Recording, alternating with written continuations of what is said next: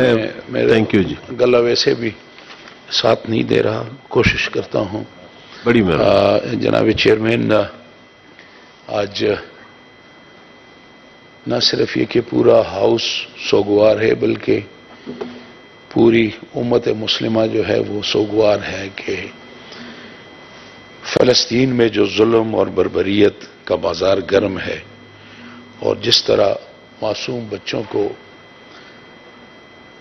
قتل کیا جا رہا ہے، جس طرح پوری انسانیت جو وہاں پہ ہے وہ دم توڑتی ہوئی نظر آ رہی ہے، اور بطور مسلمان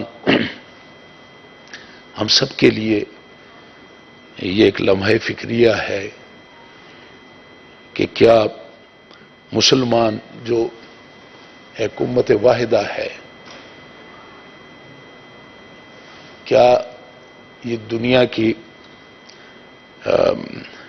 1/5 آبادی جو ہے وہ مسلمانوں کی ہے، تو کیا یہ مسلمان جو ہے یہ اس طرح مظلومیت کی زندگی گزاریں گے؟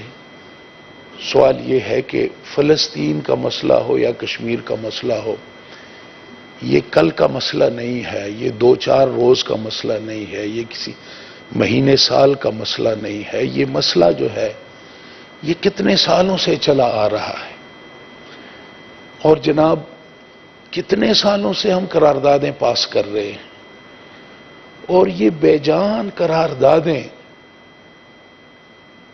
ہم پیش کرتے ہیں اور یہ ہمارا منہ نوچتے ہیں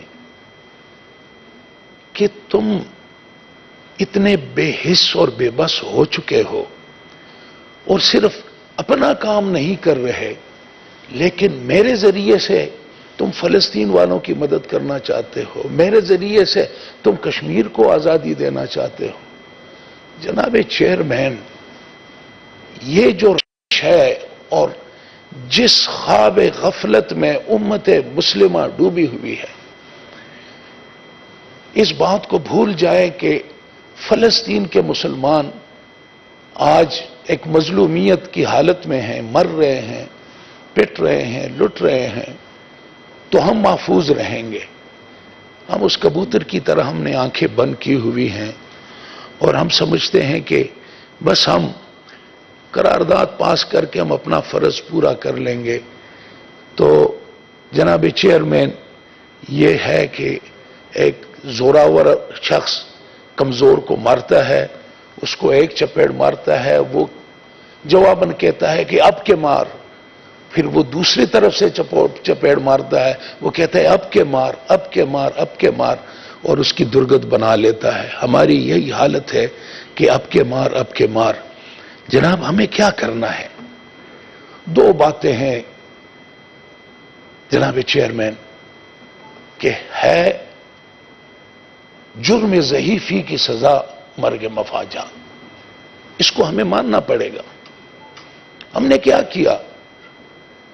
اللہ نے ہم پہ بارش اور موسلادھار بارش نعمتوں کی، منرل دیے، پیٹرول دیا، گیس دیا، سونا دیا، کیا نہیں دیا. نعمتوں کا ایک موسلادھار بارش ہے جو مسلمانوں پہ برس رہا ہے. ہم نے کیا کیا؟ لوگوں نے آج ہماری بے بسی کیا ہے؟ جذبہ بھی ہے، سب کچھ ہے، لیکن ہم بے بس ہیں اس ترقی کے سامنے جو اسلام دشمن عناصر نے اس بات پہ کہ یہ جو جذبہ ہے اس مومن کے، مسلمان کا، اس کا مقابلہ جو ہے اس کے لیے انہوں نے خود کو تیار رکھا ہے. لیکن ہمیں دولت ملی، ہم نے عالیشان گاڑیاں ہمیں ملی، انہوں نے ہمارے لیے جہاز بنا دیے، اس میں ساری آسائشیں ہمیں دے دیں اور ہمیں میٹھی نیند سلایا کہ آپ آرام کریں، آپ ان باتوں کی فکر نہ کریں. جناب آج میں آج انتظار میں ہوں. صلاح الدین ایوبی کا بھی انتظار ہے، لیکن اس وقت میں سمجھتا ہوں کہ آج ہمیں آج ایک ذوالفقار علی بھٹو کی ضرورت ہے. اس نے دو چیزوں کو سامنے رکھا. ایک، پوری امت کو اسلامی کانفرنس بلا کر پوری امت مسلمہ کو اس نے جھنجھوڑا اور ان کو متحد کیا. اور پھر صرف یہ نہیں کہ ان کو متحد کیا، دو چیزوں کی ضرورت ہے. امت کی یونٹی اس وقت ہمیں چاہیے، اور یونٹی کے ساتھ ساتھ ہمیں ان میزائلوں کا، اس ٹیکنالوجی کا مقابلہ بھی کرنا چاہیے. ذوالفقار علی بھٹو نے ہمیں یونٹی دی، مسلمانوں کو اکٹھا کیا، اور دوسری طرف غربت کی حالت میں گھاس کھا کے ایٹم بم بنانے کی بات کی، اور ایٹم بم بنا کے رکھ دیا. آج ہمارا ڈیٹرنس ہے کہ پاکستان کی تحفظ کا ضامن جو ہے وہ ایٹم بم ہے. انہوں نے انیشیٹو لیا، اور وقت کے ساتھ ساتھ اس کی جو تکمیل ہے وہ ہمارے قائد میاں محمد نواز شریف نے، جو اربوں ڈالر کے جو آفرز کو ٹھکرا کر اس نے غیرت کا مظاہرہ کیا، اور ایٹم بم جو ہے وہ پوری دنیا میں پاکستان کو ایٹمی قوت، اس بات کی تکمیل جو ہے وہ ذوالفقار علی بھٹو نے انیشیٹو لیا، اور میاں محمد نواز شریف نے اس کی تکمیل کی. جناب، اس کو آگے چلنا چاہیے تھا. جی. اس کو امت مسلمہ کو آگے لے کے جانا چاہیے تھا، لیکن امت مسلمہ جو ہے وہ خاموش ہے. آج بھی ہمیں اس بات کی ضرورت ہے کہ یہ انیشیٹو پاکستان کی رسپانسبلٹی سب سے زیادہ ہے، اور اس کی بنیاد یہ ہے کہ ہم نے یہ پاکستان دو قومی نظریے پہ حاصل کیا ہے، اور یہ ہماری رسپانسبلٹی ہے کہ ہم اس وقت انیشیٹو لیں.